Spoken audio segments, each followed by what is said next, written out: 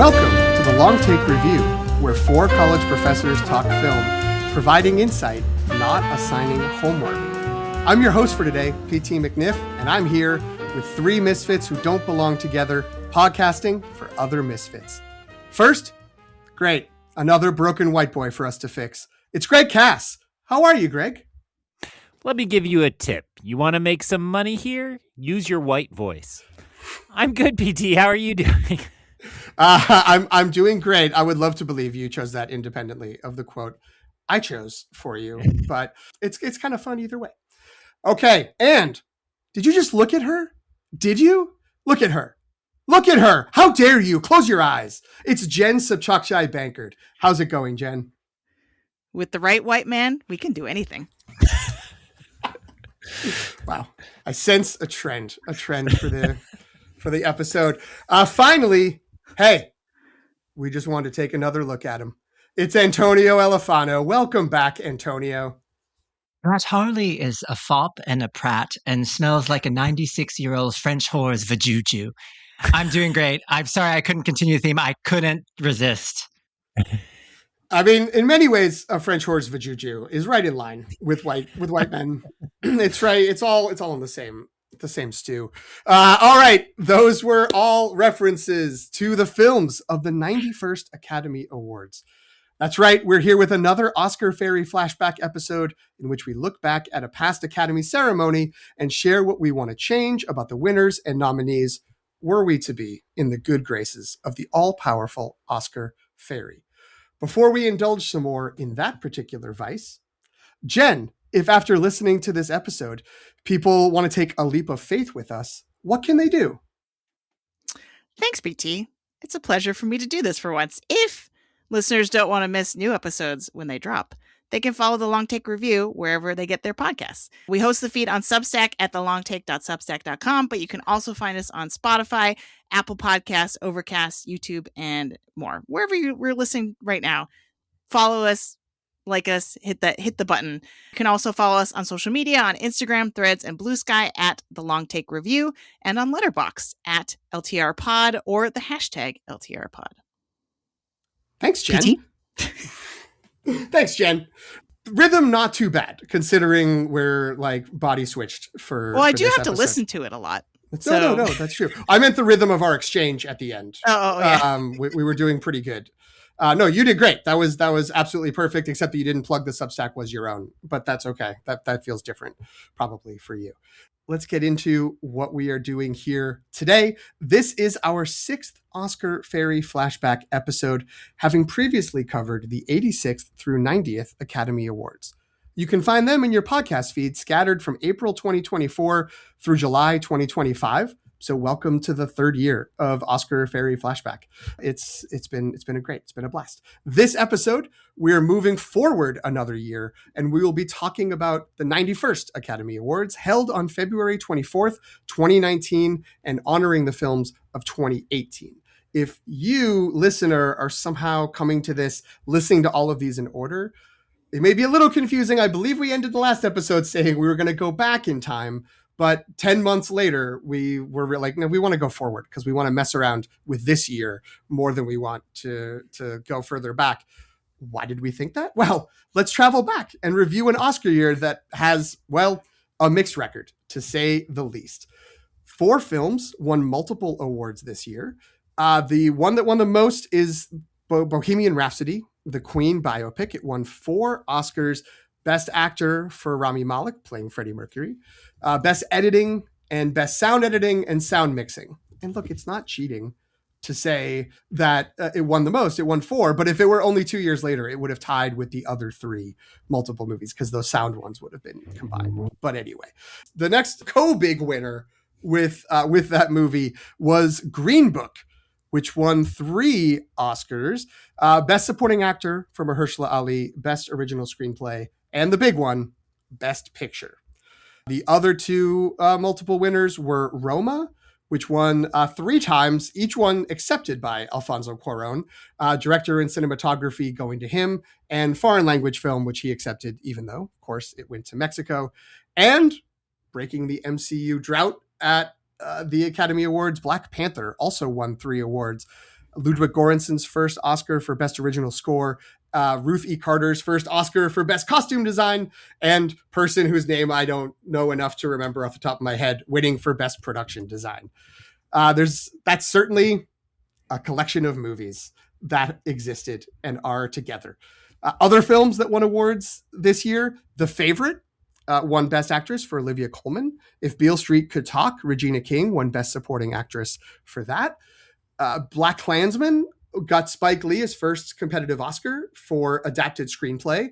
A Star is Born got a song, getting Lady Gaga her first competitive Oscar. Not the same register of celebration maybe between those two for their first Oscars, but still. Spider-Man Into the Spider-Verse won Best Animated Feature. Makeup and hairstyling went to Vice, and Damien Chazelle's First Man got Best Visual Effects. Other nominated movies include The Ballad of Buster Scruggs, Can You Ever Forgive Me, Cold War, First Reformed, Mary Poppins Returns, Avengers Infinity War, and Solo, A Star Wars Story. All equally good movies, I think we all agree. All of those movies. And then there were some very notorious snubs this year. These were called out from nomination day and continue to be a point of contention among Oscar nerds like ourselves.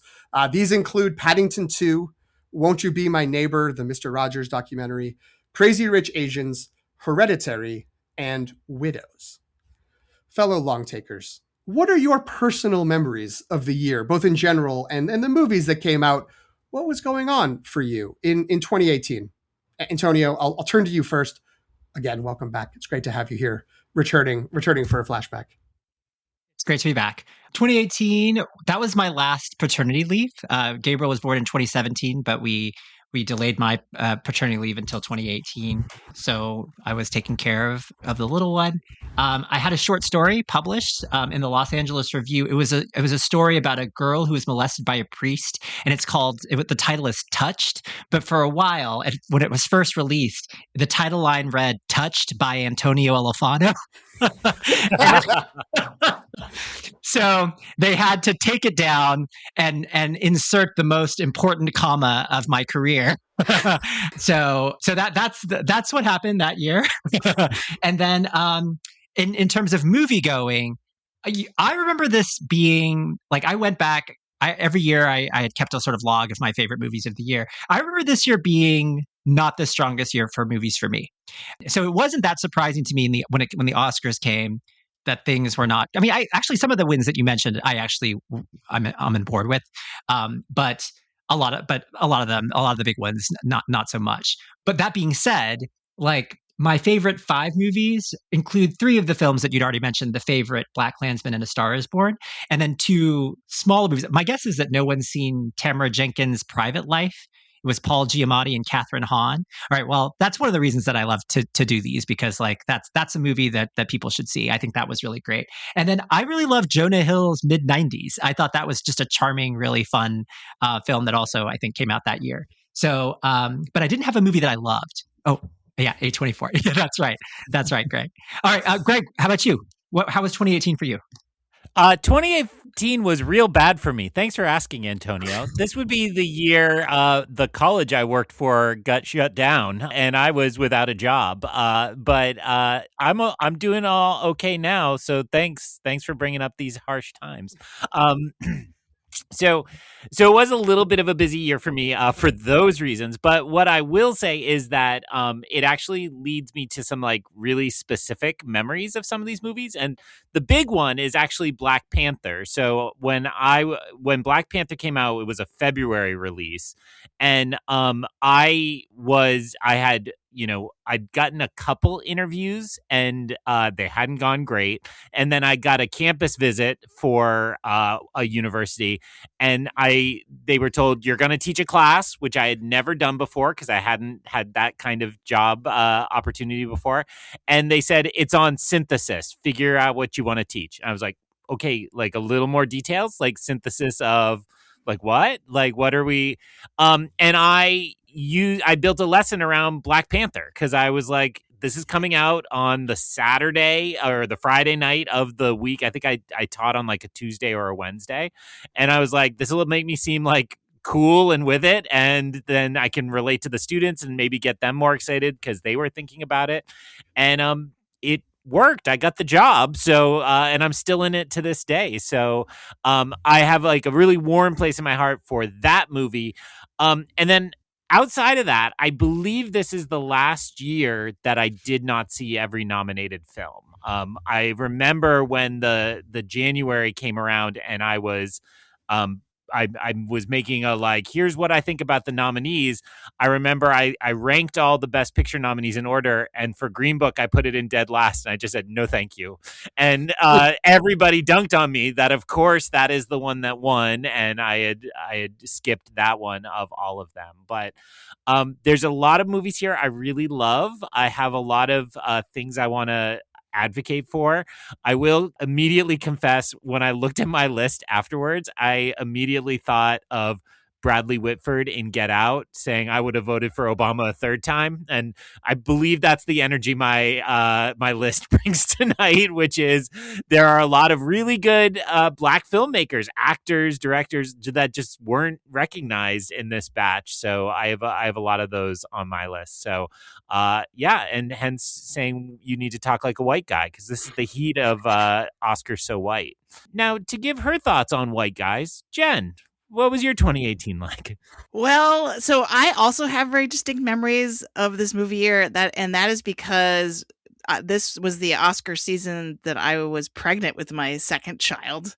And there's a very distinct movie memory that I have tied to that. I'm going to be a little vague to avoid spoilers in case someone has not seen Roma.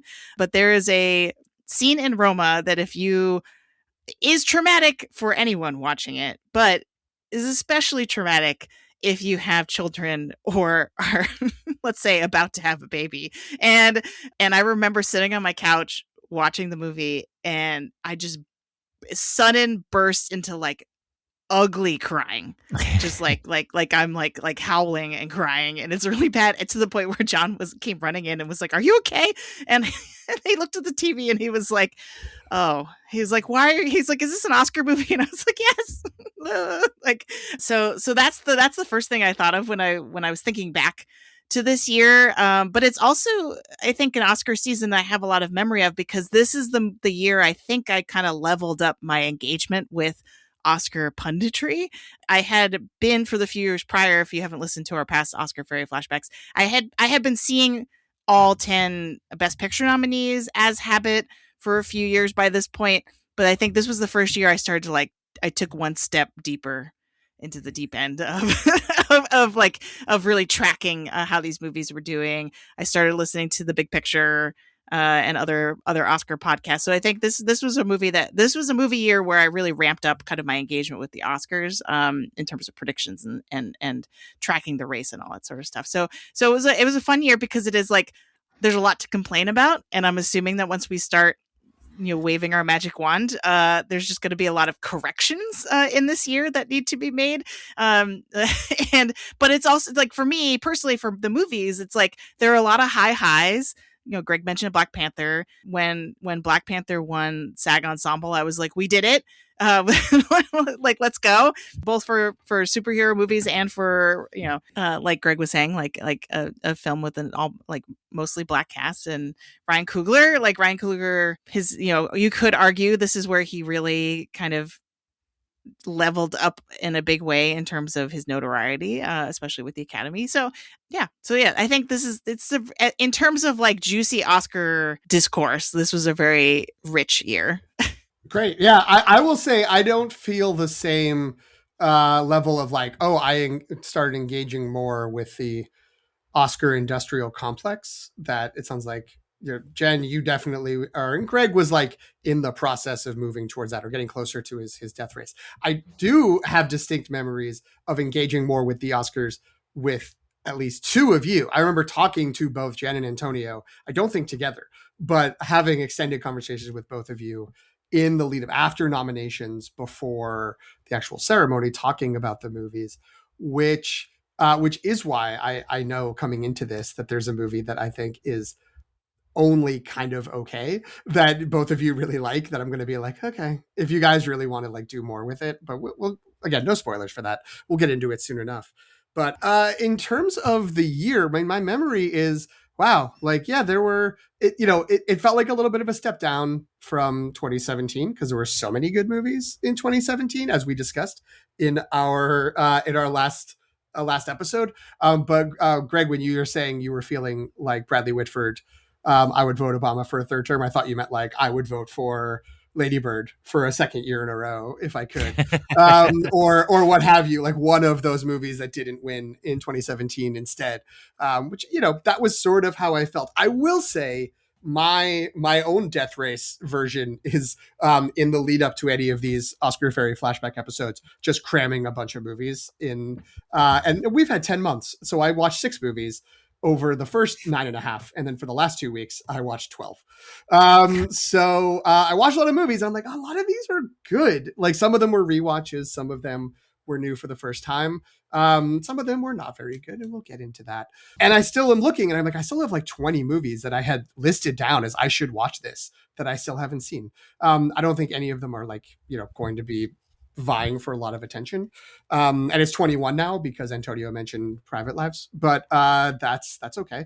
So I think there's a lot to discuss. I think there's a lot that we can sort of mess around with. And I think it's interesting that I was with Antonio and thinking this is a pretty like weak movie year, but now I don't know if it is, or if it's just that it was a weak Oscar year and the Oscars like honing in on some of these movies that got so many nominations and some of these ones that got so many awards dominating my memory have kind of pushed some movies I did really like off to the side. I still don't know if it's as good as the years on either side of it, but that's not for us to decide today. Instead, it's for us to play with the powers of the Oscar Fairy. For listeners new to the Oscar Fairy Flashbacks, the rules as we've constructed them are as follows. We each have a number of points to spend on altering the slate of nominees and winners. How do we spend those points? Well, in a below the line category, and that's the technical and production crew categories, as well as specialty feature film ones like international, animated, and documentary, we can swap out a nominee by spending 1 point, one of our sort of pool of points. To swap out a nominee in an above the line category, which is the screenplays, the acting awards, and directing, that requires 2 points. And swapping out a Best Picture nominee is 3 points. If we want to change the winner within a given category, which I think we might end up wanting to do here today, that is double the points. That's double the points it would be for swapping. So it's 2 points to change the winner below the line, 4 points for above, and 6 points for Best Picture. So if, for example, someone wanted to have the movie Venom become the Best Picture winner of the year 2018, it would cost a total of 9 points. 3 points to swap it with, say, Vice, so it became a nominee, and then 6 points to have, once again, Venom become the Best Picture winner. #Oscars so Brock. In terms of points, we each get 10 at the start of a New Year's discussion. Any points an individual does not spend in an episode are carried over to the subsequent Oscar Fairy Flashback appearance. For this episode, we have a lot of points in play. I kept only 1. I was the worst at retaining points last time. So I'm starting with 11 to play with for this episode. Antonio retained 5 points last time, so he has 15 this go around. Jen kept a very strong 6 points, so she'll have 16 for this episode. And Greg comes in with a whopping extra 7 points, giving him 17 this time. We allocate the points individually. We sort of pay the cost for switches, but we're not competing against each other to build our own team. It's not like the hype drafts, if you've listened to those. Instead, we're working together on building one collective, collaborative Oscar Fairy slate. All changes must be made with full consensus of the group. Given the reaction people have had to some of the big winners of this ceremony, and folks, you haven't been able to see the chat, so you don't even know. The vitriol is already stewing. But I think a lot of points are going to be spent. How is that going to go? Well, let's sprinkle some dust and find out. Who would like to start off our discussion by steering our attention to one of these categories? Greg, you have the most points. I don't mean to put you on the spot, but you do have the most. I do, and your outline gestured that I might be asked to step up first, and I was panicking moments ago, having just read that and thought, "Uh-oh, I better have a good idea." So, um, and I want to say I think I have 17 because I missed one, right? I think I sat out one in between. I don't know if it was the very last one or the one before that. Yes, but you didn't get 10 points for that episode you missed. Like you, So I have 27. You're telling me that you no, know. well, you don't, because you needed to be here. You get the rules are you get 10 points. You get points for showing up. Yeah, I don't see that in the outline. It doesn't say we each get 10 points if you show up on a New Year's discussion. But all right, change the rules under our ground as we go. Well, so I will say when I sat down to look over this list, there was a lot. I have 3 movies that are big nominees that I would personally almost completely blank. And I don't think we need to hide those facts anymore. They are Green Book, Bohemian Rhapsody, and Vice. I don't really enjoy any of those movies at all. Vice had a couple kind of clever things in it, but it started a trend where I was out on Adam McKay, and it only gets worse from there. So I think of this regularly because I have a walking route if I'm in town here in Boston, where I go on the backside of the MFA, which they pretended was the like front of the Capitol building in Don't Look Up. And so I like walk this path I take between Northeastern and Fenway, and I shake my fist at Adam McKay just walking through. But anyway, that's a future episode, but I didn't like Vice either. So that seems like enough stalling. I want to, being not in the conversation about PT had separately with you all, and knowing there's some movie out there that PT doesn't really like, but you all both love, I'm just going to jump 2 feet in and dive into Best Picture, because to me, that's the biggest crime here. And I am going to suggest and put up many of my effervescent points, because there's so many of them overflowing in my change purse, that I would like to say I want Roma to take Best Picture. Am I guessing correctly that that's the one PT doesn't like and Jen? No, good. All right. So the Oscar fairies have a history of taking away the wins of Mexican directors, and I think we can, in one fell swoop, correct both history and the fake history you all have created against the country of Mexico. And I would like to suggest that among these movies, I still think Roma is the most deserving winner. I am happy to hear others' thoughts now. So with regard to Roma, I feel this is, I think, what your description was of like Meryl Streep and the Devil Wears Prada episode, where you respected more than like loved like a lot of her recent performances. And I feel like Roma was a movie that felt like I should love this movie, and I respected it a lot, but I didn't love it as much as I thought I was going to love Roma. So I'm fine with basically anything taking the place of Green Book here. So I will co-sign whatever here. I will say of this on this list, my favorite is The Favorite, probably. That being said, it's a soft, like compared to other years, this is not a year where I'm like going in with a solid agenda here. I like The Favorite a lot. I would be perfectly happy, honestly, with Black Panther taking the prize here too. I like Jen. I remember when the SAG award went to Black Panther. I remember Jodie Foster was the one who announced the win and was so thrilled. So that's where I am. I would be perfectly fine with Roma, but those 2 I personally liked more. What are your thoughts, Jen and PT? I mean, I'm kind of with you on Roma. It is a movie that I remember when I saw, I was kind of gobsmacked by and was like, wow, this is so beautiful. And it's clearly such a personal story. But you're right. Like, I haven't gone back to watch it. I haven't really thought about it that much.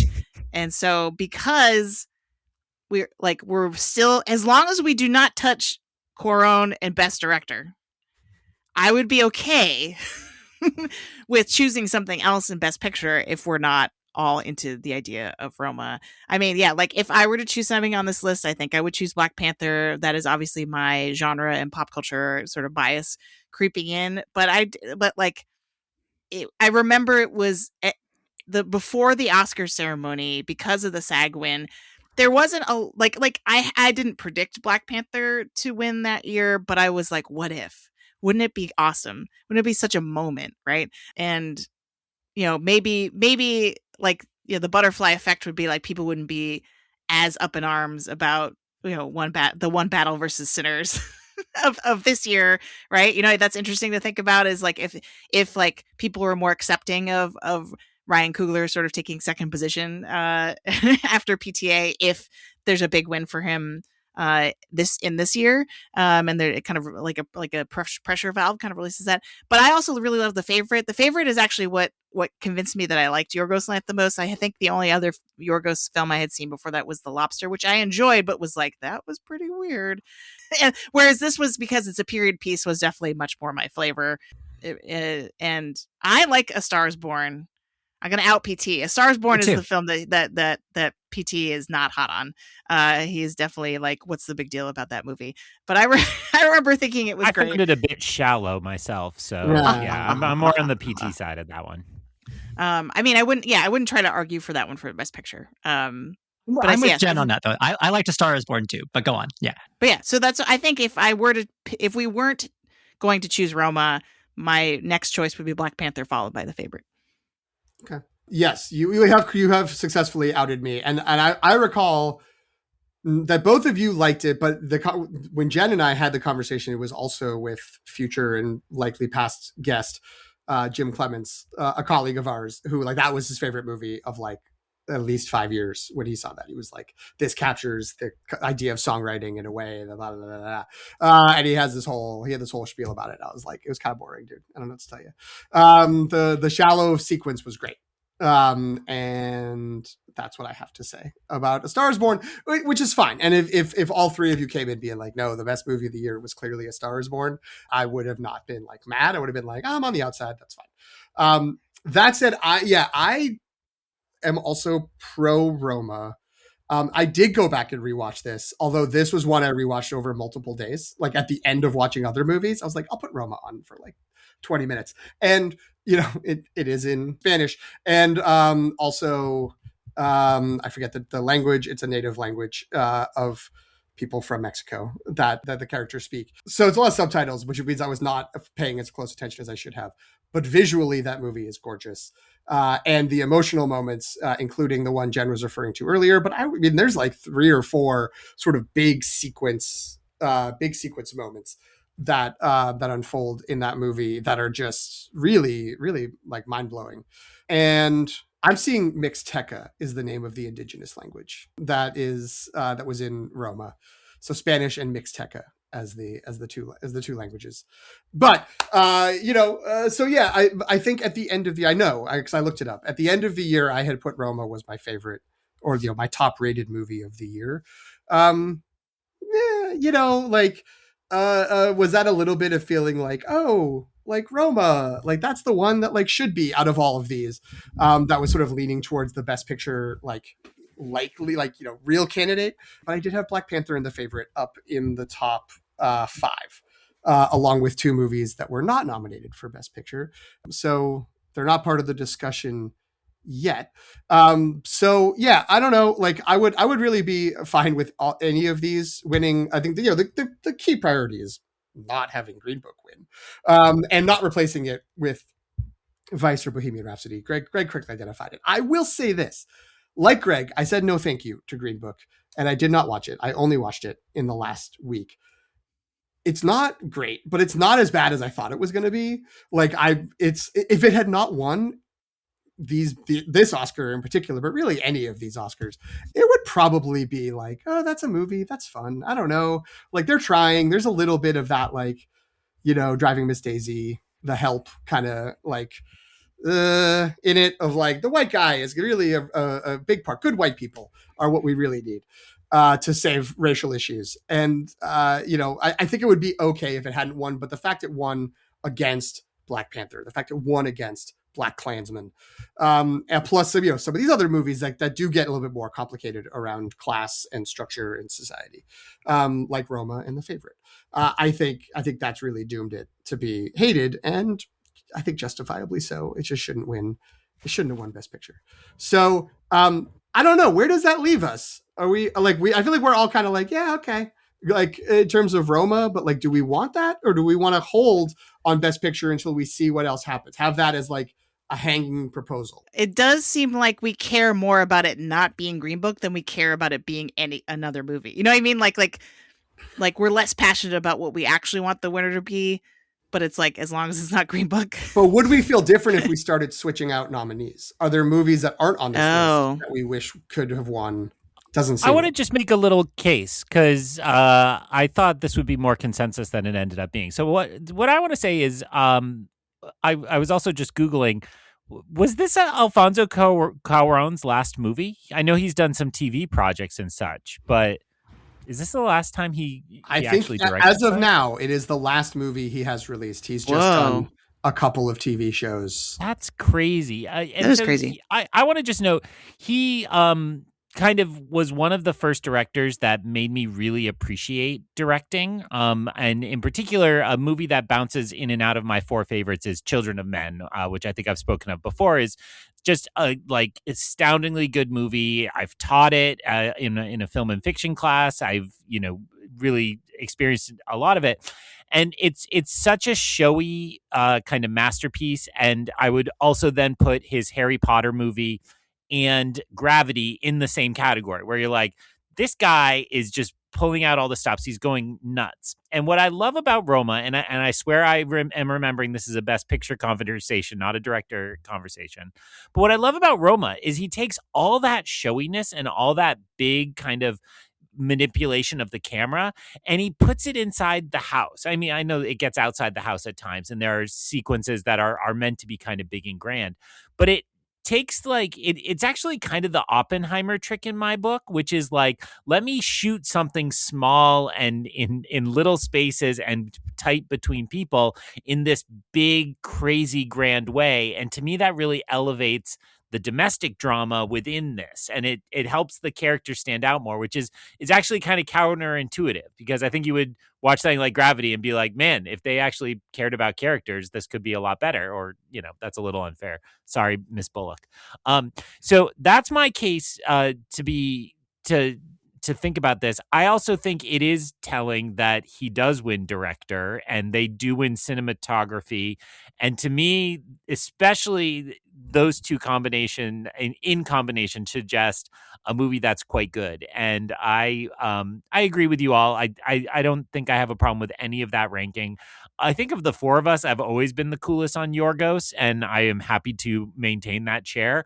The Favorite is probably my favorite of his movies. It's far superior to all the ones we've talked about since. Sorry.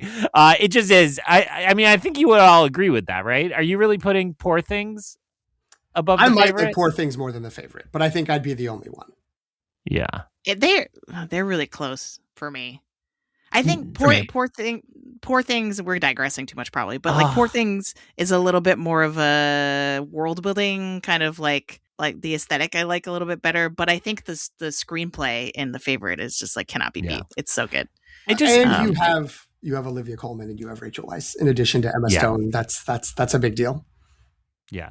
While we're just off the record in a tangent, can I just write down, I appreciate having Antonio back, because I see the same takes and he's like nodding his head or shaking his, like, of course I wouldn't put Poor Things. Like, thank you for coming and bringing sanity back to these discussions. You should not ever listen to the Star Wars ranking we recorded recently, because it goes dark. it goes places nobody should go. Okay, so that's my case for Cuaron. Wait, sorry, go ahead. I was gonna say let's support Greg. Yeah, I'm in favor I'm fine of with it. I'm totally fine with it. Yes, and I mean, I also think that nothing's locked in until we're done with the episode. If we end up with some domino effect where suddenly it's like, actually, wait a minute, we should blah, then we can alter this. That's fine. But great. I mean, I think again, the biggest crime of the night when this ceremony happened was Green Book winning. Cut to the gif of Chadwick Boseman turning to look at Ryan Coogler in the front row after the announcement. But great. So I think Roma was the one that like I mean, even until they opened the envelope, I still thought it was going to be Roma, even despite everything else. It had won enough things leading up in the ceremony. So great. I love that. Since we're in Best Picture, I do just want to throw this out there as, maybe this all gets cut. Maybe this isn't something that's worthwhile. But, they expanded in 2009, movie year 2009, Oscar year 2010, from 5 Best Picture nominees to 10. There was a window of time, and we are in this window of time in this year that we're discussing, where it was not set at 10. They instead added this weird kind of extra fungible rule where every movie that got into the Best Picture lineup had to have gotten a certain percentage of first place votes on the nomination ballots. That you get at least 5% of the ballots. So for this year, there's only 8 pictures nominated for Best Picture. And again, 3 of those pictures are Green Book, Bohemian Rhapsody, and Vice. Which I was looking at, I was like, I have at least 4 movies that should be in instead of those 3. Like in theory, there's 2 empty slots, but I don't know if we deal with that, or if we just like take what we have, like be like, nope, like the reality was there were 8 and we have to just deal with that 8. I don't know what the point cost would be to do that. I think that's better for the sake of the exercise. Yeah. And I don't think any of us would have a problem booting out some of the movies, that's in particular the 3 that Greg shouted out. Yeah. As being not belonging in here. But I should note, and maybe all that will have been cut. And so maybe we have to cut into this. To begin further discussion about Best Picture, I should note, Jasmine absolutely adored Bohemian Rhapsody. She thought that movie was incredible. She thinks it's a great time, and it's just the music of Queen and the sad story of a man who was ostracized for being who he was and then got sick and then died. And she was really moved by it. And we left the theater. She was like, that was great. And I was like, that was so bad. That was a terrible movie. And we're still together, so it's okay. But that said, I do want to replace at least a couple of these movies. So I'm going to start with what I think is my top priority, just in terms of getting it some nominations. We'll see if I'm ever able to get it a win. I would like, I will choose Bohemian Rhapsody. I will fall on the sword of that movie and replace that with Widows in Best Picture, which is, I think, my favorite movie of the year now that I had watched that in the interim in the years since. My end of year list ranking or Oscar ceremony list ranking through this last few weeks, but I did rewatch it, and man, that movie cooks. Steve McQueen, heist movie with just an insane cast that the movie just spends 12 minutes being like this person and this person, also this person, and don't forget this person and this person, and then still gets like halfway through and is like, we got a couple more who are showing up halfway through. You didn't realize? And just their like interesting dynamics between the characters, like such great moments of sort of the spark of these different groups and different like individuals interacting. And yeah, as great. I'm not going to touch Alfonso Cuaron's directing win or anything like that. I love Cuaron in this, but Steve McQueen's directing in this movie is very, very good. So I will put forward Widows replacing Bohemian Rhapsody as Best Picture. I think all of us support that. Yep. Yeah. Cosign. Any other Best Picture updates, or do you want to move to another category? I mean, I think there are more, but I don't want to spend all the points doing it. Yeah, this is the problem with this year, is that like in individual categories, there's a lot of points you could spend and probably should spend. And so I don't know how to ration my points in any sensible way, considering that. But well, maybe Jen, move on. I'll ask you, do you have a change anywhere on the slate? My notes. My notes are kind of like over and over again being like, man, this category's a mess. Like, we're going to have to do so much work here like to rehabilitate it. But my at the top of my list is kind of a weird category, but it's to ride the wave of making fun of Bohemian Rhapsody. But I wrote, look, we've got to do something about this editing category.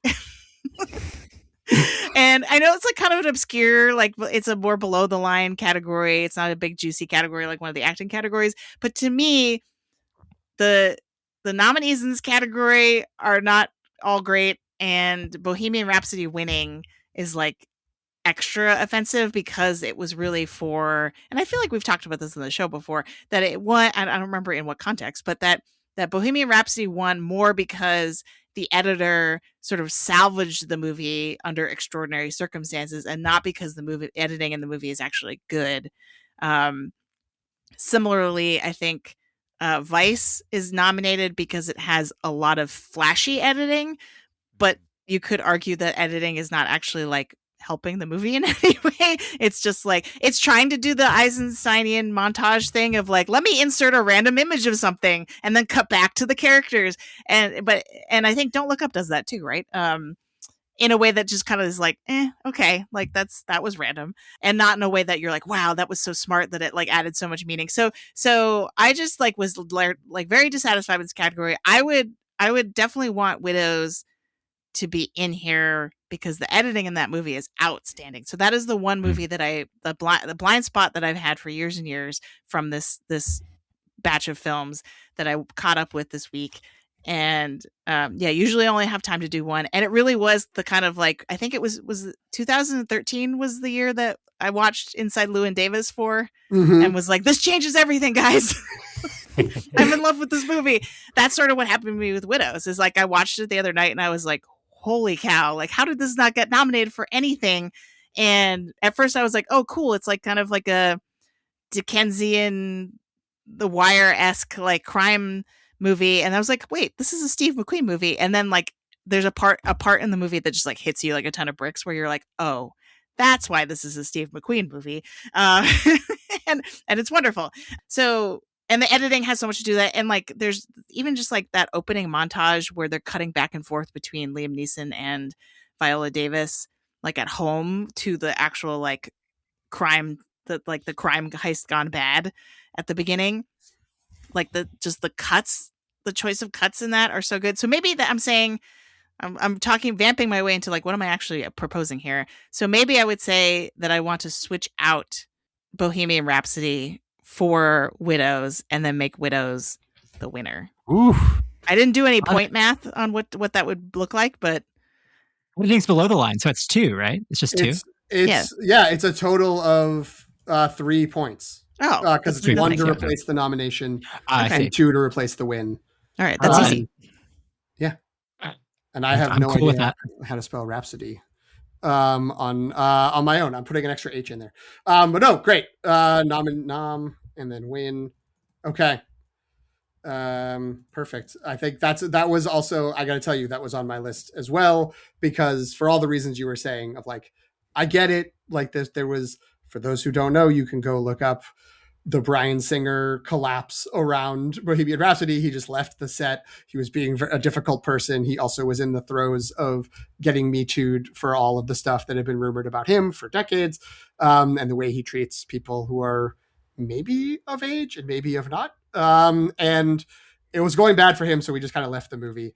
It feels a little weird to be like, oh, the guy who collaborated with him for like decades and supported him while he was doing it, let's give him the Oscar for finishing the movie. But that is what happened. And apparently that was like the editing branch really felt strongly about supporting that. And that carried over to everyone else who liked it because they like Queen and they like the songs. But is that movie well edited? I don't think so.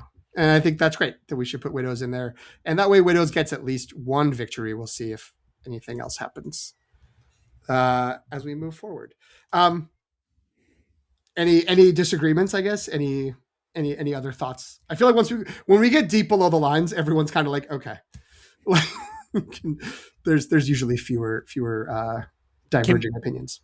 Can I suggest we work the Widows vein for a few minutes? Yeah. Like, where else should we get Widows in here? Because I this was all same as Jen. I watched exactly 2 movies. I watched this and I rewatched Sorry to Bother You, which was also because we're in Boots Riley season. And you know, he and I watch movies together sometimes. It's no big deal.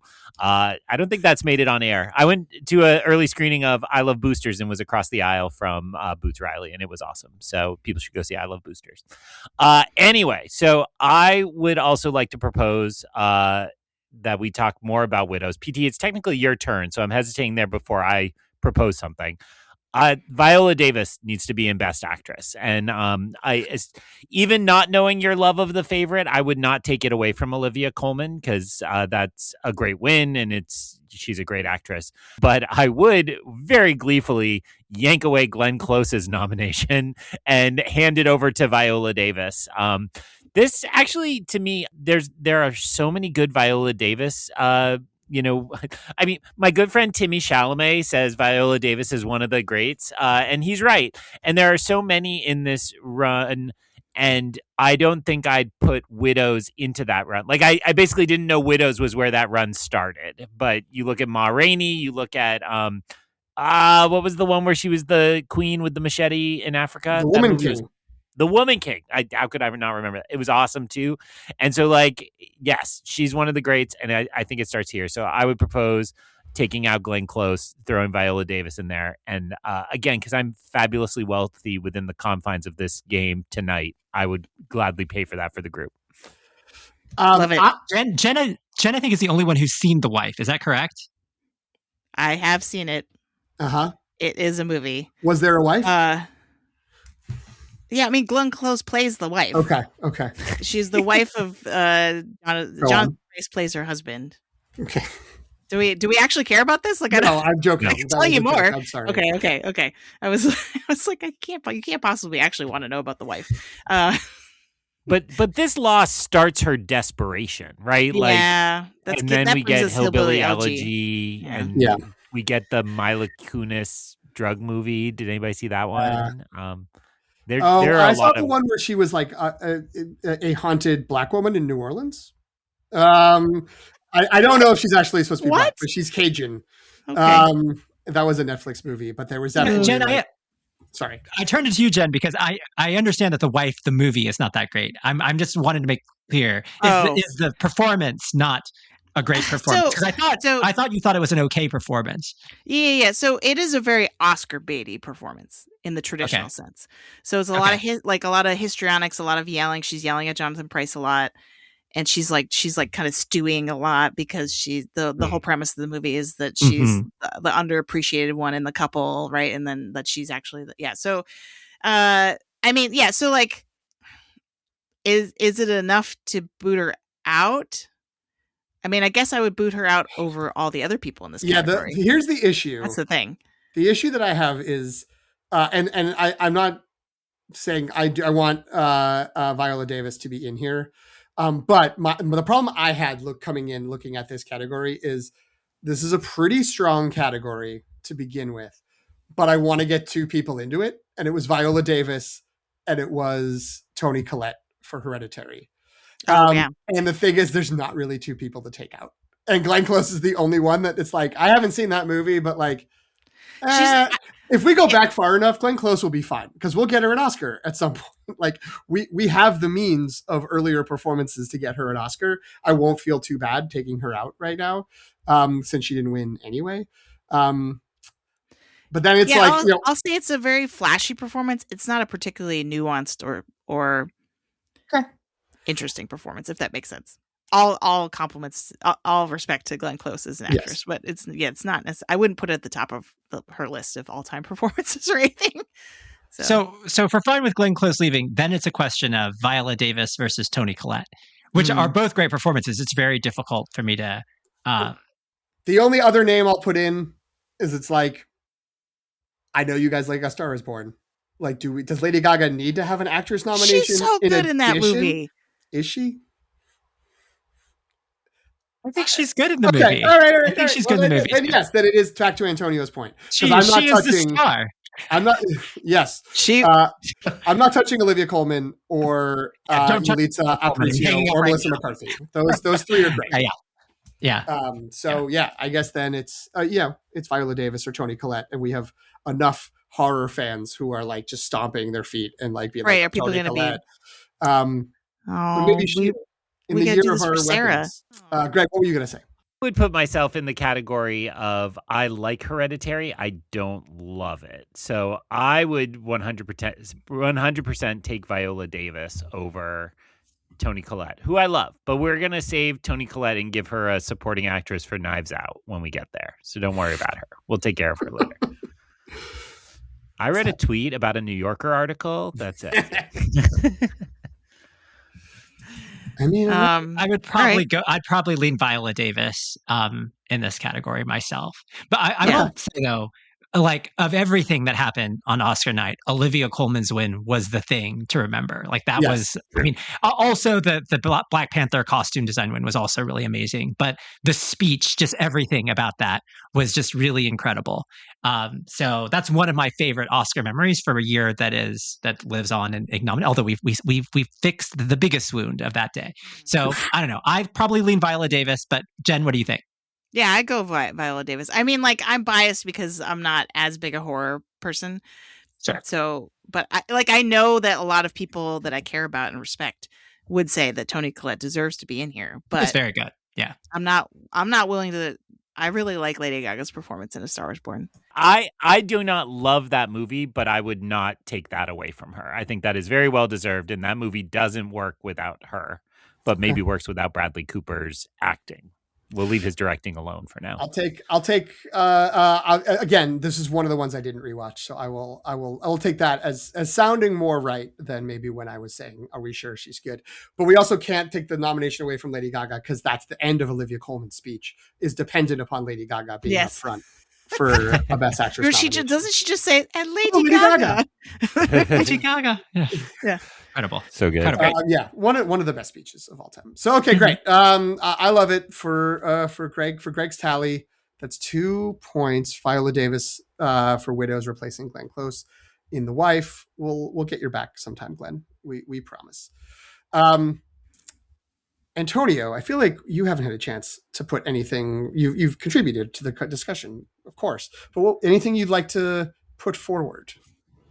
So I'd like to take us to supporting actor, and Steven Yeun in Burning. Did you all see this movie? Oh, I don't know if I have. This is top of the ones I didn't see. It was like Burning and Shoplifters were the first two I didn't watch. Okay, I knew that Private Life was only seen by me in America. But Burning, I thought maybe I would have a couple of you. Okay, so I don't have the support for this, but fine. But you should watch this film, and you should watch Steven Yeun in this, and like. You know, I really like him as an actor. Like, I stopped watching The Walking Dead when he stopped being on that show, and then his work in Minari and in Beef, I thought really showcased like his range. But this is a different thing altogether, and he's just really excellent in it. And it's just a very surprising movie that depends a lot on his performance. So. That's the one that I would have replaced like Sam Rockwell. But again, this, if I'm the only one who's seen it, it's enough for me just to say on air, you should watch Burning, and you should appreciate him in it. Yeah, I'm bummed because I've heard about it since the year it came out, like how good it was and how good he is in it. So I'm sorry I haven't watched it. That's not to say I wouldn't just support it based on your recommendation, though I think there is an issue where not to the degree of Best Actress, where it was like, how do you fit anybody in? Because there's other potentially removable nominations in here. But I think there's a lot of good supporting actor candidates who are on the outside looking in. I did threaten from the outside that I was going to do a little ride or die for this, but the nomination I was going to come in with to replace Sam Rockwell is Jesse Plemons in Game Night, which is not an Academy movie, but he's so good in that, and his character is incredible. And the movie is at another level because of how good he is in it. But I also think that there are, I had a name from someone from Death of Stalin I wanted to put forward, but there's no space for him. And I think there's another really big supporting actor potential nomination that maybe is on other people's minds. I might not say it yet to defer to them. And I would say to link this to what we were saying before, if it weren't for the fact that I know, because we're looking back, we have the powers of the Oscar Fairy. I know that in just 2 years, Daniel Kaluuya is going to win an Oscar for Judas and the Black Messiah. I would be saying, if that weren't the case, I would be saying we need to nominate Daniel Kaluuya for Widows because he's so good, and so threatening and intimidating. But again, it's a crowded thing. Yeah. And my last thought on supporting actor is I did leave my viewing of Green Book being like, I guess I'm not. I don't know if I'm going to stand by or advocate for Mahershala Ali to keep his award. But if we strip it down to where Green Book only wins an award for Mahershala Ali, it's like, all right, he's pretty good in that movie. It's Mahershala Ali. He's doing work. That said, I also think we could change that around. But I don't know. What do other people think about supporting actor? I had one on my list that I would propose for this category, and I do think it's a little tricky to think who we take out. But the one I'm thinking of actually deserves the special award. Who do we give a special award to last year for having such a great year? It was Timothy Chalamet 2 years ago, but for being in many things. Josh Who was O'Connor. it this year? Josh O'Connor. Josh O'Connor. Oh my gosh, Josh O'Connor, of course. Coming soon to theaters with Disclosure Day. How quickly my hype drift, boy, my guy. So the person I think who deserves it for this year that we're talking about is Brian Tyree Henry. I had not realized what an amazing year he has because I had not seen Widows, and I would not say in the milieu of just so many great performances, he doesn't particularly stand out in that film to me, but is always solid. And I think he's an all-timer great character as Miles Morales' dad in Into the Spider-Verse. It's just so good when he makes Miles, right at the beginning of the movie, he makes Miles say, I love you, and responds on the cop PA, like, that's a copy. I love that so much, his cop dad. And what I would nominate him for was Beale Street, which we haven't really talked about yet, but I absolutely love If Beale Street Could Talk. And Brian Tyree Henry comes in for, I think, one scene, right? I think it's just one where he's an old friend of the husband who comes and he just sits and I believe he drinks Red Stripes and just has a couple beers and they talk around a kitchen. And it's just totally riveting and captivating. So the one I had on my list was to put Brian Tyree Henry into this category. I also targeted Sam Rockwell. Much love because I do enjoy Sam Rockwell in general. Please go see his movie that came out this year. It was awesome. But I will defer and not give up that spot. I would still. I mean, I like PT's theory that Mahershala should take the one. So I think I'll stand back. I've gotten to talk about Brian Tyree Henry, but I love it. Jen, do you have anyone? In this category, I didn't. Because I think I was if we support category fraud, I would love to have a double nomination, to put with Adam Driver, to put John David Washington, because I think he's great in Black Klansman. He's got to be yeah, he would have to be lead. So that's why I was that was my initial thought, and I was like, oh, I guess that's category fraud, so let's not do that. But the Oscar, I feel like if he were to have been nominated in this year, it could have been that category fraud was very plausible. Sure. Probably at this time, because this is, like you said, a few years later, we have the weird Keith Stanfield, Daniel Kaluuya, the categories therein make no sense considering the roles in the movie. But anyway, so yeah. But other than that, I didn't the person I would pick to switch out of this would be Sam Rockwell. I love him as an actor, but I feel like he was fine in this movie, and he's doing great work and has nominations for many other movies, I think, right? What number is he at now? I don't know if he has many. I think he only has the 3 billboards, but he won. Right. So in that sense, he's been taken care of. Although, did he win when we went back? Did we undo it? We might have. Almost certain we did. I think that went to because we had Michael Stuhlbarg won instead of him. Oh, that's right. I mean, if I'm being real, I give it to him probably for Moon. Yeah, that's my favorite movie that he's in, or performance. I love Way Back. That's a small one. That's a really good one. Jen, I will just say you don't have to do anything, but I'm very surprised you didn't want to advocate for Michael B. Jordan in Black Panther in supporting actor. I didn't, because he just won, so I'm I didn't need to come in hot with that. That's me and Daniel Kaluuya, where it's he's going to be fine. It's going to work out. I mean, I guess I have more thoughts about Best Actor than I do about Best Supporting Actor. Okay. Here's the last thing I'm going to say about supporting actor. Having said everything I said about Mahershala Ali being very good in Green Book, and again, if that's the only win that movie has, you're probably like, well, all right, I guess. I might want Richard E. Grant to win for Can You Ever Forgive Me? Because he's really good in that movie, and Richard E. Grant is great. And Mahershala Ali already has an Oscar for Moonlight, a superior movie and a superior performance. So I was thinking about that in addition to maybe changing out someone for Sam Rockwell, but I don't know. That's on that is in my notes as well. I love that Richard E. Grant performance, and I have a soft spot for it because back in the heyday of Twitter, I watched that movie before episode 9 came out to be like, who's this Richard E. Grant? I loved it so much, and I tweeted at him that it was a great performance, and he replied to me directly and said like, oh, thank you so much. It's lovely of you to mention that. It's a quiet little movie or blah, blah, blah. And it was like, perfect. So I love that performance. I actually prefer him to Melissa McCarthy, though I think both are very good in that movie. So so that's on my list, but you said it first, so you have to pay for it if you want to do it. Yeah, I mean, I gladly would if Antonio seemed in favor. I don't know how Jen I'm feels. fine with all this. That's fine. So then Richard E. Grant gets the win. That's on PT. Then do you give Greg the other supporting spot for Brian Tyree Henry? I'm in favor of that. Yeah. Let's do it. I wanted him in somewhere too. I didn't actually, and I think If Beale Street Could Talk is another movie we need to discuss. Yeah. Getting into other places.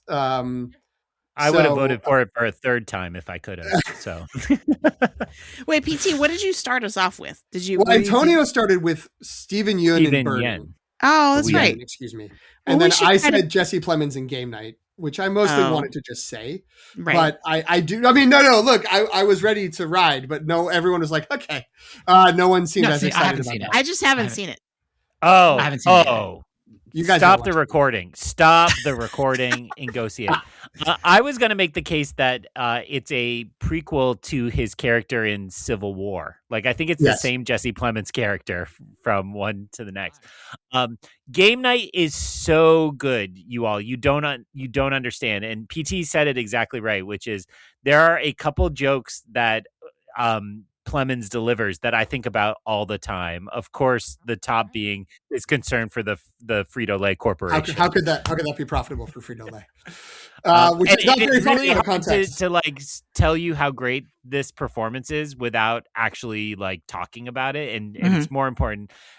That's one of those movies that comes around on the like $5 to buy list on iTunes somewhat frequently. So just throw a little notification on that, and next time it's $5, I'll Venmo you, and it's on me. I'll go even further. The next time the three of us hang out, 5 each, not 10 each. Like I like it, but the next time the three of us get together to watch a movie, I will propose Game Night as potentially one of them, and we could play a game as well. Great. That could be the nominee if you want. That's fine. I haven't. So whichever. Well, I mean. I don't know. I feel like there's more Brian Tyree Henry love. Stephen Yeun didn't get nominated for Minari, right? Oh, he did? Oh, well, yeah. Okay. Then it's less urgent to do it here. But and also Brian Tyree Henry got a nomination for something. This is the Jennifer Lawrence Causeway? Yeah. Jennifer Lawrence, whatever that was called. Yeah. Which does feel a little bit like, well, if he gets a nomination here for a better movie. Then maybe we could play around with that when we get there. But yeah, it is true that all three of these candidates are doing fine, right? Like they are all set later and they're having great careers. So it is a little hard. I did also have Michael B. Jordan down. I think Killmonger is an incredible performance, but I went through the same thought process as you, Jen. It's like, well, like he's recognized now and I'm sure the Marvel heads would have loved to see that happen back then. But it's fine leaving history as it is. If we had more time to record another episode of these in the fall, last summer or the fall, it definitely would have happened because we wouldn't have known. Right. We would have thought Sinners is basically gone. Sinners, we got to reward him. He's so good. Et cetera, et cetera. But yeah, it's funny. It's funny. And doesn't he have Creed 2? Yes. in this year He also? does. Yes, he's in that. He is Yep. also in Creed 2. So we could also lump him in the having a great year category. That's true. This is true. Okay. Well, we're getting a little lopsided in terms of the spending of points because I'm spending too many points. But since we are, well, no, I'm not going to say anything yet. Antonio, I'm going to turn to you again because we rejected your proposal because no one had seen the movie. It's okay. Do you have another idea? Okay. Well, first of all, I'm just going to throw out some other things that you all have not seen, and so that are not going to get selected. But so I mentioned Private Life before. I think this was Paul Giamatti. I think this is one of his best performances. I would have happily put him into Best Actor, or John David Washington in Best Actor over Viggo Mortensen or Christian Bale. But I know that no one's seen Private Life. The same thing goes for Catherine Hahn. I think this is her best film performance. She's really incredible. So that same problem with Best Actress. It's really difficult to figure out who to take out there. And I would have put Tamara Jenkins in. Tamara Jenkins, by the way, wrote Savages. That's a movie that maybe you've seen, the one with Laura Linney and Philip Seymour Hoffman. I think this movie is better, and these performances I think are better. All right, so I just wanted to say those things. But Regina Hall in Support the Girls. Did you all see Support the Girls? Okay. I thought it was a terrific movie. It won a lot of critics awards. And so there was support for it and thought that she could get in to the supporting actress category. I would put her in over Amy Adams for Vice. As much as I love Amy Adams, again, didn't love that movie so much. But I thought she was terrific. I thought she was really funny. She was sort of the heart and soul of this sort of big, broad comedy set in as a bar, like a sports bar. But she's really great in it. And so that's the person that I guess the only other person that anyone else has seen. So PT, what did you think of that film? I just want to interject and say we don't have to have seen a movie to support what somebody else wants. Yes, I'm just putting that out. That's true. That doesn't disqualify it. Yeah, but okay. But I think the bigger issue is when it's like we've got like one slot and we've got 3 or 4 ideas, and someone is like, "I'm the only one who saw this." It's a little. But we should make a point to like grant one of Antonio's wishes during this episode. It's okay. I'm okay to bank points, honestly, for future whatever. So if I come away with and also he can bank goodwill by lending some of his points to those of us who are spending too quickly, which is mostly me, because you all had so many points coming in.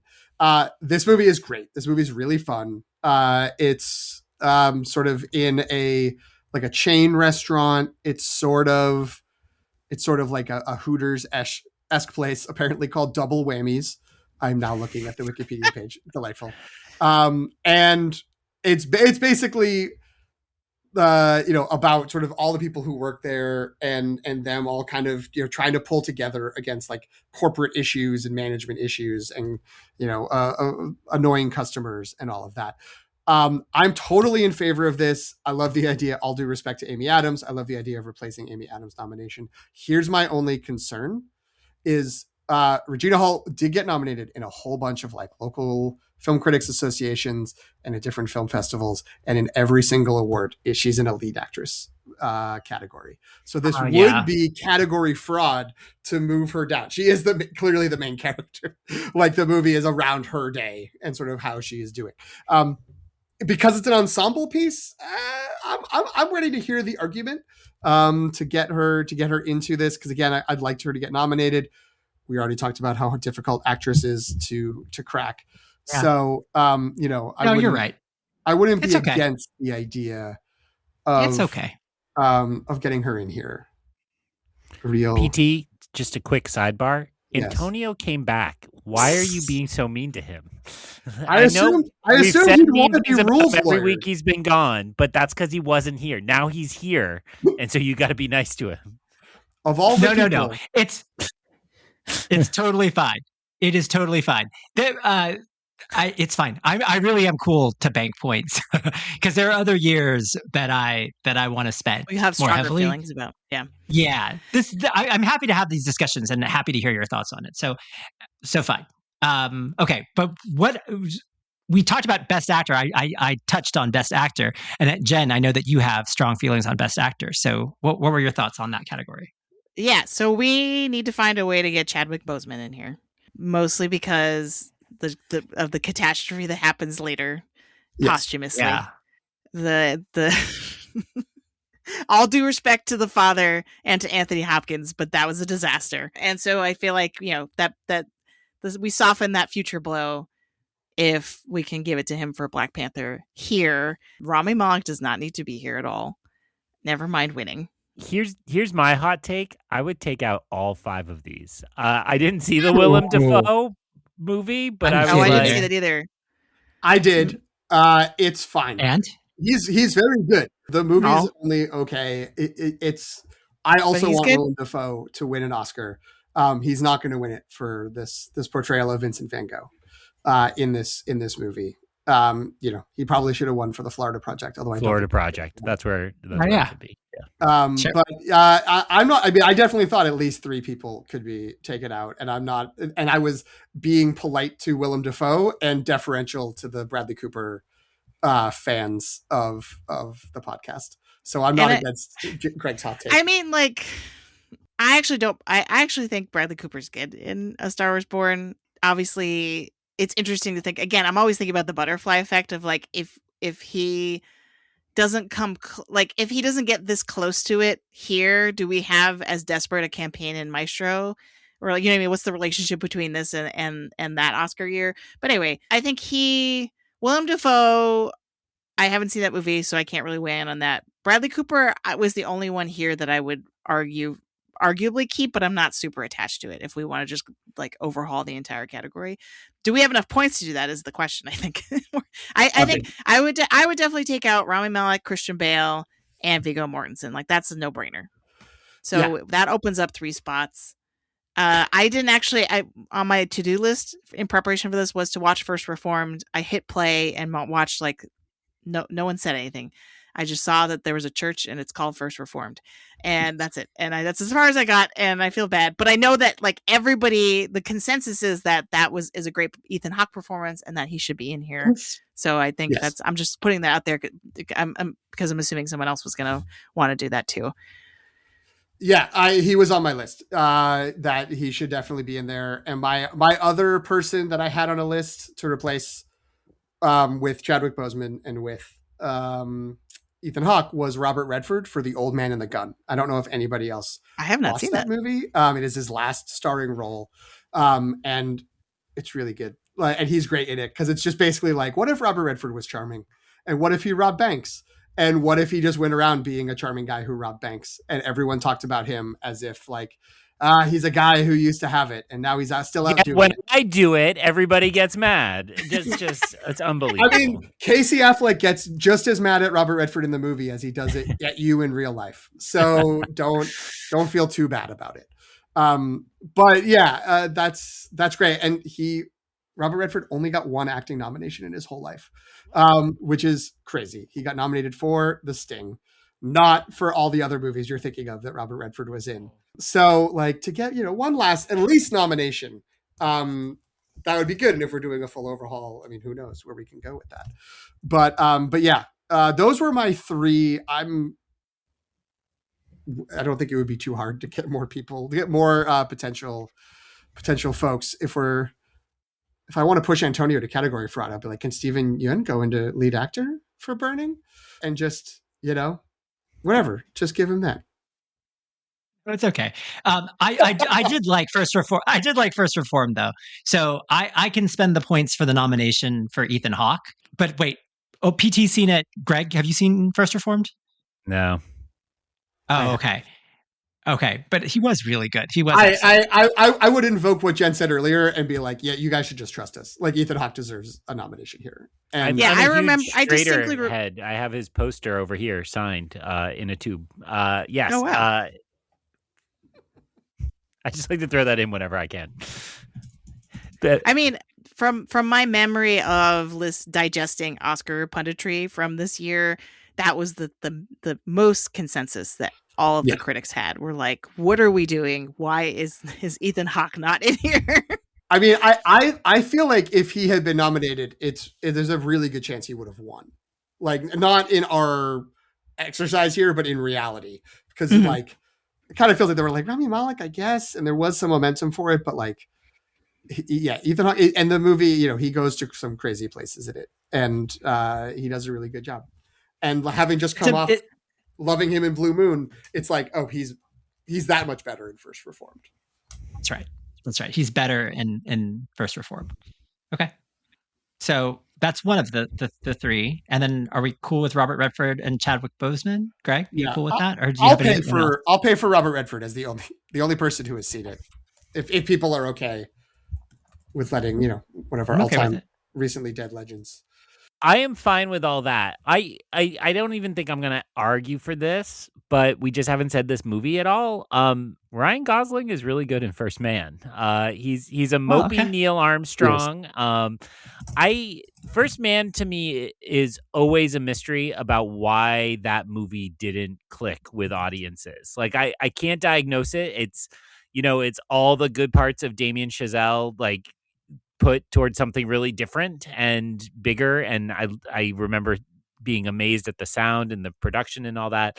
And yeah, it's not like the triumphant feeling of like an Apollo 13, but it's a really good movie. And I don't understand that. So I have no problem with any of the three listed. If we're going to keep cutting, I would put Ryan Gosling in over somebody else who's left. I really like First Reformed too, so I'm sorry, it's not first. Oh my gosh, Too many first. We reached the time. I mean, First Man. They both have the word "first" in them. That's why. So, I really. That's a good call, Greg. I really like First Man, but apparently people saw it because it got nominated in visual effects. So like, this is confusing. It got 4 nominations, but yeah, it just was like people were like bummed out by it. I guess I only watched it for the first time yesterday or the day before, and I was like, this is awesome. Like, like some of the family stuff is a little slow, but like it's supposed to be kind of like how mundane the regular life is in contrast to these like huge like space race set pieces. But the set pieces are incredible, and the acting is good. It is interesting to see sort of more on the drive spectrum of his performances, sort of like internal moody Ryan Gosling playing Neil Armstrong. But yeah, I mean, I think that's really good. I'm in favor of that. So if we were saying that we were probably going to, if we're keeping anyone, we're keeping Bradley Cooper, I think that would mean Ryan Gosling would replace Willem Dafoe. Mm-hmm. And again, I signed off on that as well. Having seen An Eternity's Gate. I can assure you. You sanction that. That's great. I don't remember a time when each of us added somebody fresh to a category before. That's crazy. That is fun. That's cool. This is the year to do it, though. It's true. And this is the category. Not to backtrack, but Greg's mention of First Man is reminding me that it's far down my list, but I had Claire Foy in supporting actress. That really was on my wish list. This is pretty far down, so it's okay if we don't actually do that. But I just wanted to give the shout out since we're talking about First Man. I like that. Yeah, she's really good with a role that has almost nothing there. Like there's very little on paper for her to do, and she still carries it. But just to round out Best Actor, so now we have Ethan Hawke, which was my contribution, Robert Redford, P.T., Ryan Gosling, courtesy of Greg, Chadwick Boseman, courtesy of Jen. But then the winner, do we agree? So Jen, you wanted Chadwick Boseman to win for Black Panther. I did. And I am in support of that. Is everyone in support of that? Yeah. I would have given the Oscar 3 times. Yeah. Ciao. All right. And I'll just say before we leave this category, I don't have a problem with Rami Malek as an actor. I just want to put that on the record. Like, I thought in his like 2-second clipboard scene in Oppenheimer, he was fine. And like, because I feel like people like hated him after he won this. And I don't know if that's entirely fair, because I think the problem with the performance is he's not doing any singing. And it really is one of the last gasps of the sort of like historically unfair Oscar baity sort of rewarding someone playing a famous person. You know what I mean? Like that's why he won this, because people love Freddie Mercury. Yeah. It's not necessarily because he did an extra extraordinary job playing Freddie Mercury, and the teeth did a lot of the work. So like But I just wanted to say, like, you. I don't dislike Rami Malek. Like, Yeah, this was also, I think this dovetailed with the height of his time on like Mr. Robot, which was one of my favorite television performances. I thought he was incredible, and he deservedly, I think, won at least one Emmy for that show, I think. So, I agree. I think he as an actor is great. I mean, honestly, I wasn't furious whenever he won the award for this, but mostly because, like, as us replacing 4 of the nominees indicate, that this was not the strongest category in the world. So, and kind of as much as I like Bradley Cooper too, I kind of didn't want him to win for some reason too, even this early. But this is good work. We've done good work here in this category. Really, I mean, and I just feel like a lot of the negativity around the whole year, I think, would be fixed with like just overhauling this category in and of itself. All right, I am on the cusp of running out of points for myself, which doesn't mean I don't have more suggestions to throw around. But I would like to spend my points now, since we are giving Chadwick Boseman a win for Black Panther. Excellent. Love that. R.I.P. Chadwick. I would like to take away a Black Panther Oscar, which I don't think is going to be a popular idea here. What? I love Ludwig Göransson, and I love Ludwig Göransson's score for the Black Panther. Ludwig Göransson has won 2 more Oscars in the very short amount of time since this happened. Ludwig Göransson is doing great. The score for If Beale Street Could Talk is really, really good. That is an excellent score by Nicholas Britell, who has never won an Oscar, and has also done, in addition to all the movies he scores, he's also scored some excellent shows like Succession, and of course, our good friend Andor. He does the music there. That's not a reason to switch it. You're just tearing at our Star Wars hearts, making us choose between our children. Go on. So yeah, again, maybe this will be rejected. I don't know. But I would like to switch. I think If Beale Street needs another win, and I think that a good second win for it would be the score, which is an excellent score. I will repeat. So I don't like this, but I have to. This is where I have to confess. I still haven't seen If Beale Street Could Talk, which I understand is egregious. But so that deflates my arguing power here a little bit. I'll let it hang only because I only have 2 more points, so I really can only make one more change. So okay. I know. So here's my thing about it. Other than just Black Panther's awesome, and it should have as many Oscars as we can give it. But for Ludwig Göransson specifically, I know we usually have the mentality of like, oh, they already won elsewhere. Oh, they've been taken care of in a different year. So then it's less urgent or important for them to maintain the win that we're talking about. But I think Ludwig Göransson is an exception to that because he is the new John Williams. And it's like, we just need to be giving him Oscars left and right. Like, I think that's like, he's a special case. So that's my counter argument. Okay. For it, having not seen If Beale Street Could Talk, which I understand weakens my argument quite a bit. Right, I'll let that hang for now. We'll see if my personal reaction is that I don't remember the score very well for Beale Street, which is kind of par for the course with me. So it's not a point in favor or against this move. I do remember the Black Panther soundtrack with the African drums and everything. Though, to be honest, I kind of love the album more than I do the score, the actual needle drops for that. I could go either way.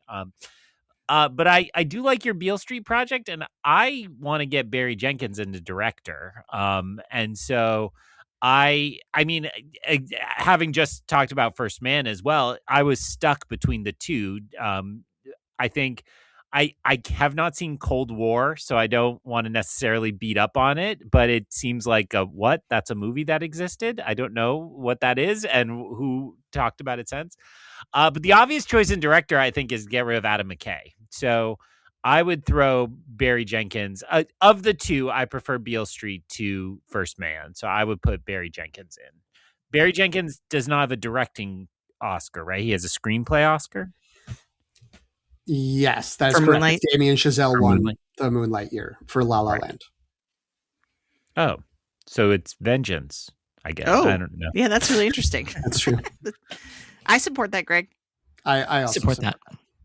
It's interesting because you're when you pointed to Cold War, which I also unfortunately have not seen, but this is from an Oscar history perspective. This is a super interesting year because this is arguably the start of the new International Academy, right? Like you can kind of trace where we are now back to this moment because of Roma sort of tried to jump the gap between international feature and the other above the line categories in Best Picture, right, and Best Director.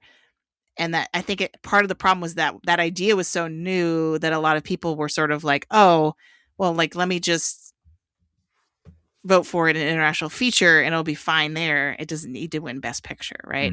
And Cold War, arguably, if these movies came out in the past year or two, I think Cold War would definitely probably be in be in Best Picture and in, you know what I mean, like, because that would we're much more open to that crossover for international features now, whereas this year we were kind of like, it was kind of burgeoning still. Yeah, I did watch Cold War. It's a little boring as a story. It is visually gorgeous. I would argue it deserves both the directing and cinematography nominations. It is Pavel Pawlikowski, I think is how you pronounce his name. And who's back this year with Fatherland. He's back this year with Fatherland, which is the Sandra Hüller performance that people think is most likely to get her back into the actress conversation. I think she's got like five. She's her and Anne Hathaway are the Josh O'Connor of last year and Brian Tyree Henry of this year. But he also did Ida, which had come out a few years before this, and I think won Best International Feature or whatever it was called then, which it did win. It won the Academy Award for Best International Feature Film. And that movie was great. That was, but also very similar. It's a lot of sort of static shots or like tripod camera, like not a ton of movement, but just these gorgeous compositions, black and white cinematography, and really interesting sort of positioning of things. So, yeah, I would defend him staying in the category. I will not defend Adam McKay staying in the category because, with all due respect to his comedies and The Big Short, which I have some fondness for. Yeah, I don't know what. I mean, I get it. I feel like it was 2018 and everyone was like, do we remember that George W. Bush sucked? Like, are we sure? Have things gotten so off that we don't remember that? And okay, but you know, I think we do. I don't think we need a movie to remind us of that. So yeah, I'm in favor of it. You know, I would also, you know, if I had sort of hoped to be able to get rid of the Cold War director, because then I could also maybe like try to push someone to nominate Steve McQueen for Widows over here as well. But I think Barry Jenkins for If Beale Street makes the most sense. So I'm in favor of that. Although I'll also throw my voice without the points to do so and say, wow, shouldn't Beale Street also end up in Best Picture if we're putting him in as Best Director? We still have two movies to replace over in Best Picture, but I don't know. What do I know? A man with I only feel 2 like I points shouldn't left. donate points to a movie I haven't seen. I feel Yeah, bad that's about fair. that. But that I seems mean, maybe there are no points to do it. It was on my list, but having now gotten it director and best supporting actor, I feel like if I went back in time, I would have been happy that night if, you know, Okay. these nominations had been in there. I was just upset it got blanked, right? It got none. No, because they've got one Best Supporting Actress. Oh, But that's I think right. that's the That was only it. nomination. Regina King. Yeah, Oh, sorry. no, I got 3. I loved If Beale Street Could Talk. I would happily. I'll spend the points for Best Picture. What am I taking away here? Am I taking away Vice, Bohemian Rhapsody, Green Book? What So are we doing? technically took out Bohemian Rhapsody already for Widows. So it's either Vice or Green Book, up to you. Wow, with The man such squashed delectable with points. choices. I don't know. we've already Yeah, go stripped ahead. away many nominations for Vice. It's true. Okay, So, so you- arguably, so- in our alternative universe, it doesn't have the Best Picture package to support it staying in Best I see, Picture. I see. I see. So in Gen Math, there's no Gen Math for it to be here. So take away Vice, Okay. and If Beale Street Could Talk. So there, I'll love spend 2 points for that, right? 3 points because it's Best Picture. So Oh, okay. All right, fine. That's fine. the man's spreading on the table. He still would carry 10 points forward to the next round. Yeah. So yeah, if my math is correct, and people can correct me if I'm wrong. I'm trying to keep track here. Jen has, Antonio, you spent 5 of your 15 points. Jen has spent 9 of her 16, so has 7 left. I've spent 9 out of my 11, so I only have 2. And Greg has spent 14 of his 17, so he only has 3. I had 12, but let me check that. Did I miss one? 6? No, I might have miscounted because I just added 2. Let's 9, 10, 11, 12, 13, 14. No, you have it right. Yep, okay. 14. Okay. I missed one. All right, and let's just do a little overlook at this point. So right now we have Roma winning Best Picture and Best Director. We have Chadwick Boseman for Black Panther winning Best Actor. Olivia Colman, the only actor. Oh no, not the only one, but Olivia Colman staying in actress. Richard E. Grant winning Supporting Actor, and Regina King still ahead, still winning in Supporting Actress. How do people feel about the screenplays? I had The Favorite winning instead of Green Book on my list. Okay. I have no problem with that. I assume Antonio doesn't either, because that is good. That's good. Yeah, it just makes so much more sense. Yeah, I had kicked around First Reformed again, sort of like, and Paul Schrader, he's never won anything, but The Favorite's really good. So I like that. I think collectively we like The Favorite more. So replacing Green Book win, Jen. So I just on the topic of the screenplay, I struggled hard because I do really enjoy Sorry to Bother You, and I really wanted to find a way to get it into some. And I feel like the best, well, Lakeith Stanfield, you could make a case for Best Actor, but we've already done a lot of work there, and I won't do any further.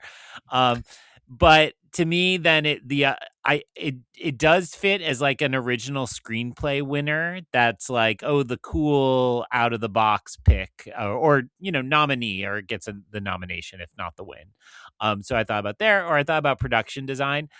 Given my spending tonight, I think I'm going to just let that one go. So I will be satisfied with having mentioned like that's still a really cool movie, and I think it's not forgotten by any means, but it's one that I hope more people check out.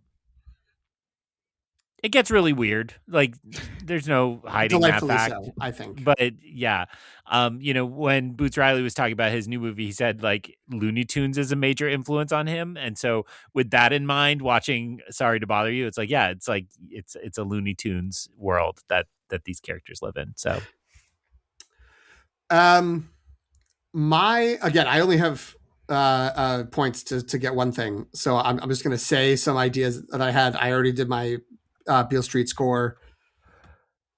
Probably not going to go through, and that's fine. We got some more nominations. That feels good. That feels good for pumping that one up. Just in terms of looking at these categories, Jen already did, I think, the important thing. All due respect to Peter Farrelly of Dumb and Dumber, and There's Something About Mary in Kingpin fame. But we can take away both of his Oscars. And that's great. There is still a Vice in Best Writing, and I do not think that movie is well written. Like it's, not particularly insightful, anything like that. And The Ballad of Buster Scruggs is fun. All due respect, love the Coen brothers. All due respect to them. But I feel like those were ones where I was like, those could probably get improved. I think my adapted screenplay idea for replacing The Ballad of Buster Scruggs would be The Death of Stalin.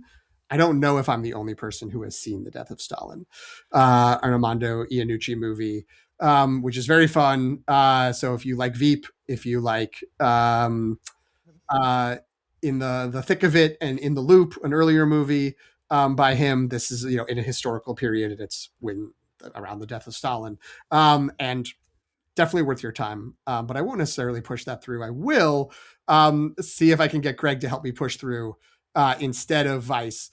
This being where I get a nomination for Game Night and getting Game Night in for original screenplay, which is a little weird. Maybe I don't know if like the writing is like the best part of it, but it's really good characters and it's really good structure for a very funny movie.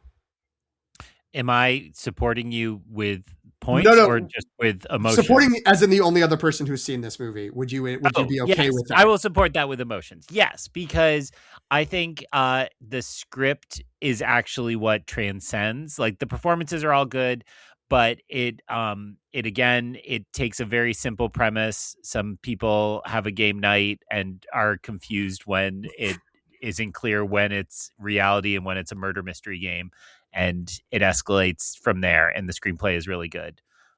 So yeah, I would emotionally support you, but I cannot give you points. You do not have to. You don't have to financially, pointily support me. Two- I will spend my final points on Oh, it. okay. Who are you, my All right. wife? God, it's our wedding vows all over again. Dark. I don't know. Are we? Any other thoughts So, is from there people? anything? Because I have the most points, other than maybe Antonio has more left. Antonio has a ton I of do. points. Okay. So, but in general, like, is there something that you're kind of, if we stop now, is there something that you'd be regretful that we didn't do, but you just because you individually did not have points? I guess this is mostly directed at Greg and PT. So I'm reserving. It takes 1 point to do below the line, get Correct. something nominated that wasn't. So I have been reserving a point for that, and then I will save my final point. But I need to get my absolutely beloved Mission Impossible Fallout on the board, and so I will say good day to my other favorite, Ewan McGregor, and bid Christopher Robin goodbye in the visual effects category, and give that nomination to Mission Impossible Fallout.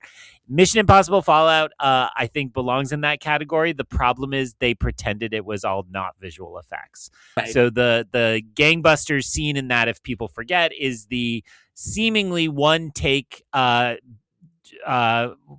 forget the acronym, the parachute jump, Halo jump, that's right.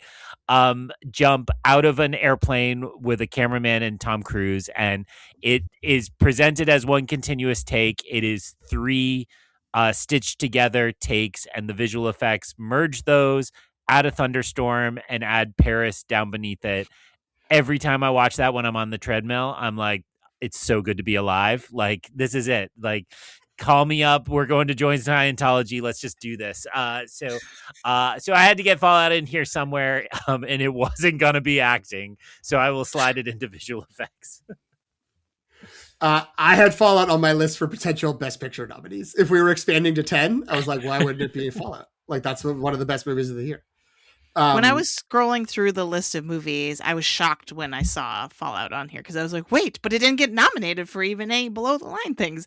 So Yeah. I'm glad you're shouting it out now. I was looking at the sound categories, that I was like, I don't know. I don't know if I could speak with enough authority around the sound stuff to be able to put it in any of these places. So I hadn't thought of visual effects. That's a perfect location for it. Antonio, I assume, is very much uncaring about Mission Impossible. I'm cool. Yeah, go for it. The only other thing I had on my list of possible things that we have not talked about. Okay, sorry. It is actually 2 things. Was I was looking again. I'm sorry. People really like A Star Is Born. I was not trying to aim for it, but I was looking at cinematography, and I was looking at Widows instead of A Star Is Born in cinematography. But whatever. We've given Widows some love, and I'm glad for that. And similarly, a movie we gave some love to. I was looking at First Man in editing, like as Jen was saying, the editing categories. Kind of weird. We have Vice and Green Book in there, and I forget, what did we end up doing? Yeah, you replaced Bohemian Rhapsody, and I just was like, oh, there's also Vice and Green Book. I just was always putting them together as like movies we could get rid of, and so I was thinking of First Man in terms of editing, but I would support that, since I proposed the editing category facelift. I love the idea that you're just coming into which movie would you prefer to? I think Vice needs to go because of what I said earlier about, like, it's only in here because it's doing the really flashy. Let's edit a lot. Like a lot of times categories like this, it's like, oh, something gets nominated because it's doing a lot of it and not it's a quantity over quality. And I think that's true of Vice. So that's the one I would pick to. Although I honestly don't remember anything about the editing in Green Book, so I don't think that deserves to be here either.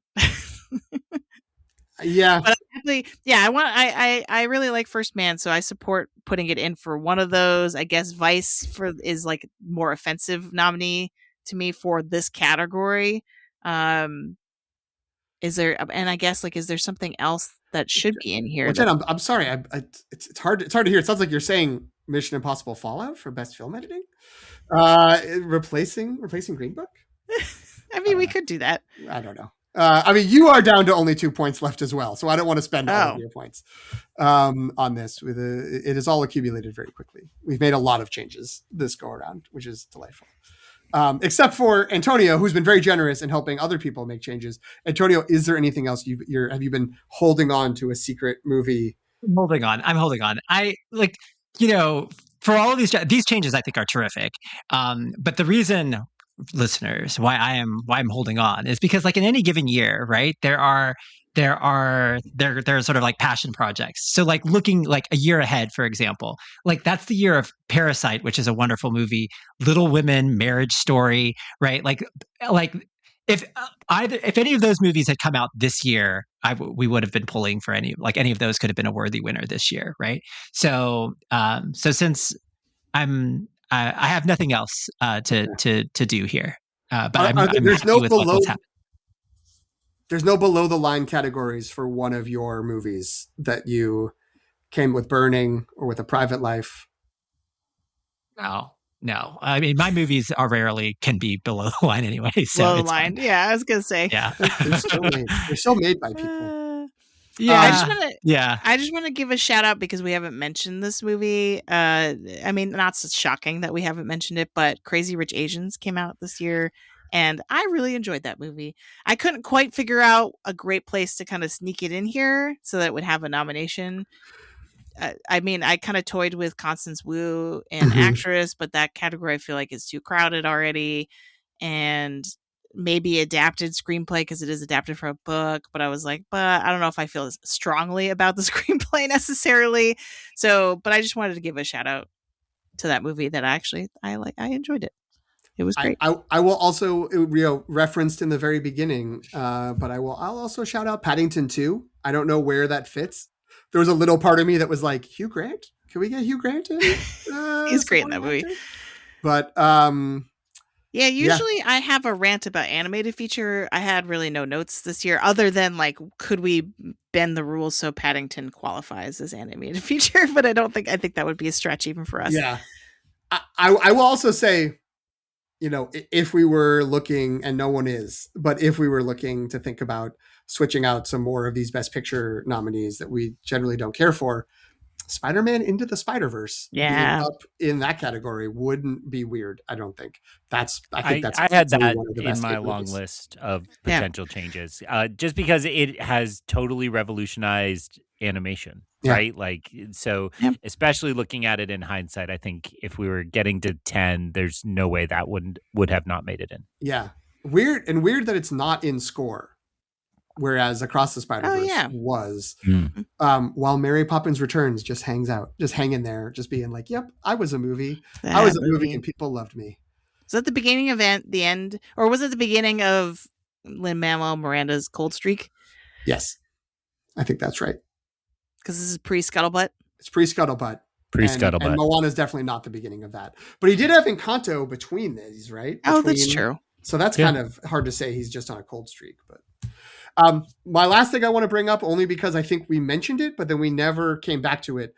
The only above the line category, no, I'm sorry. The only two above the line categories we haven't touched are adapted screenplay, which I don't think anyone wants to touch. The Black Klansman win. And again, Ballad of Buster Scruggs, I have no problem with the nomination. If anyone had an idea, there's that. Supporting actress, there was talk about replacing Amy Adams, but I've already forgotten what the proposal was, and we haven't touched that.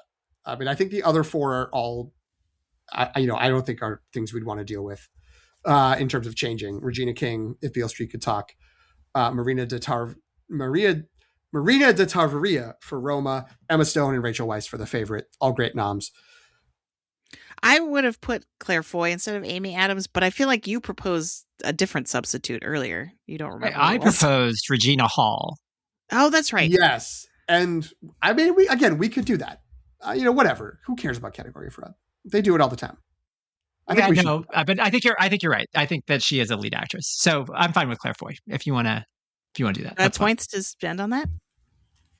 They would be your final 2 points, Jen, for this. All right, let's do it. This game. My girl, right. Claire Foy. Okay. Your queen. Her? Come on. Yeah, where is she? That's a good question.